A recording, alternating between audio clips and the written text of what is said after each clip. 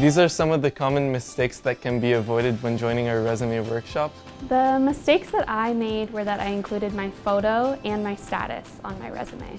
So the biggest mistake that I made was that I was using the same resume for all jobs that I was applying to, even for different kind of roles.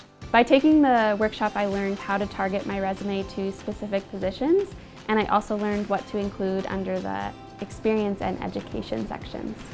So what I learned from the workshop is what to include in my resume and what not to include, as well as what skills I should highlight to cater my qualifications to the job that I'm applying to.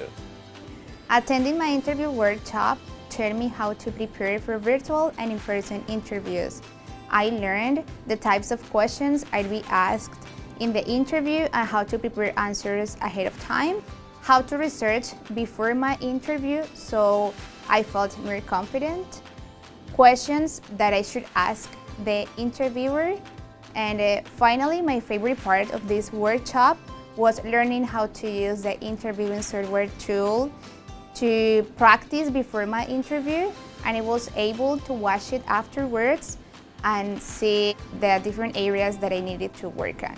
I didn't realize how important of a tool networking is in my job search. The networking workshop has taught me the importance of networking, the tools and techniques, how to build my networking connections, how to make the most of the networking that I already have and build on them, and how to develop my elevator pitch when initiating conversations with my employers.